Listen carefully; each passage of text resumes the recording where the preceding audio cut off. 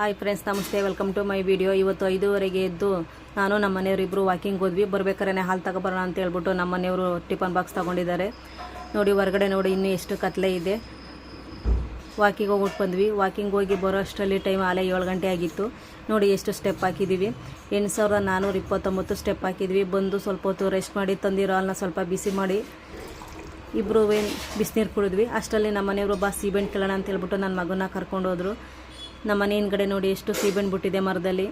ತುಂಬಾ ಸೀಬೆಣ್ಣೆ ಬಿಟ್ಟಿತ್ತು. ಎಲ್ಲ ಹಣ್ಣಾಗಿರೋವೆಲ್ಲ ಇಬ್ಬರು ಸೇರಿ ಕಿತ್ತಾಕಿದ್ರು. ಅಷ್ಟರಲ್ಲಿ ನಲ್ಲಿ ನೀರು ಬಂತು. ಇಬ್ಬರು ಸೇರಿ ನೀರು ಹಿಡಿದ್ಬಿಟ್ಟು ನನ್ನ ಮಗ ಸ್ಕೂಲಿಗೆ ರೆಡಿ ಆಗ್ತಾ ಇದ್ದಾನೆ.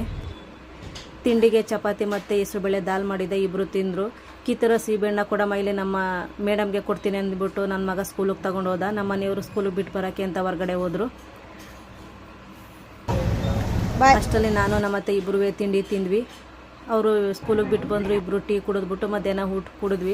ಮಧ್ಯಾಹ್ನ ಊಟಕ್ಕೆ ಮುದ್ದೆ ಮತ್ತು ಮೊಳಕೆ ಕಾಳು ಸಾಂಬಾರು ಅನ್ನ ಮಾಡಿದ್ದೆ. ಊಟ ಮಾಡಿದ್ವಿ 3 ಜನನು. ಅದಾದಮೇಲೆ ಒಂದು ಏರ್ ಮಾಸ್ಕ್ ಅಪ್ಲೈ ಮಾಡೋಣ ಅಂತ ಹೇಳ್ಬಿಟ್ಟು ಅಲಿವರ ಎಲೆನ ಕಿತ್ಕೊಂಡು ಅದನ್ನು ಆ ಕಡೆ ಈ ಕಡೆ ಸೈಡ್ ಇರುತ್ತಲ್ಲ ಮುಳ್ಳು, ಅದನ್ನು ತೆಗೆಯಬೇಕು. ತೆಗೆದ್ಬಿಟ್ಟು ನೀಟಾಗಿ ಸಿಪ್ಪೆ ಎಲ್ಲ ಹೊಡೆದು ಅದರಲ್ಲಿ ತಿಳ್ಳಿರುತ್ತೆ. ತಿಳ್ಳನ್ನು ಎಷ್ಟು ಬೇಕಷ್ಟು ತೊಗೋಬೇಕು. ಈ ರೀತಿ ನೀಟಾಗಿ ತೊಳ್ಕೊಬೇಕು.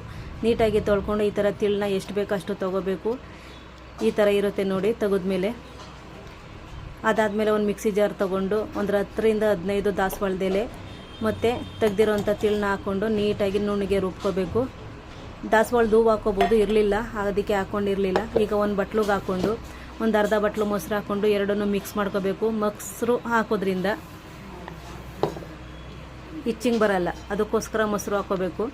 ನೀಟಾಗಿ ಮಿಕ್ಸ್ ಮಾಡಿಕೊಂಡು ನಾವು ಎಣ್ಣೆನ ಯಾವ ರೀತಿ ಹಚ್ಕೋತೀವಿ ತಲೆಗೆ ಆ ರೀತಿ ಬಿಡಿ ಭಾಗಗಳನ್ನ ಮಾಡಿಕೊಂಡು ಬುಡಕ್ಕೆ ನೀಟಾಗಿ ಹಚ್ಕೋಬೇಕು. ಇದನ್ನು ವಾರಕ್ಕೊಂದ್ಸತಿ ಮಾಡೋದ್ರಿಂದ ನಮ್ಮ ಕೂದಲು ತುಂಬ ಸ್ಮೂತ್ ಆಗುತ್ತೆ ಮತ್ತು ಸಾಫ್ಟ್ ಆಗುತ್ತೆ. ರೆಗ್ಯುಲರ್ ಶಾಂಪಿಂದ ಸ್ನಾನ ಮಾಡಿದ್ರೆ ಆಯಿತು. ಅದಾದಮೇಲೆ ಗಾರೆ ಕೆಲಸದವ್ರು ಬಂದರು. ನಾವು ಸಿಂಟೆಕ್ಸ್ ತೊಗೊಬಂದಿದ್ದು ಸ್ವಲ್ಪ ಹೈಟ್ ಮಾಡಬೇಕಿತ್ತು. ಅದ್ರ ಜೊತೆಯಲ್ಲಿ ನಮ್ಮ ಮನೆಯವರು ಸೇರಿಕೊಂಡು ಕೆಲಸ ಮಾಡಿ ಸ್ವಲ್ಪ ಗಾರೆ ಕೆಲಸ ಎಲ್ಲ ಮಾಡಿದ್ರು.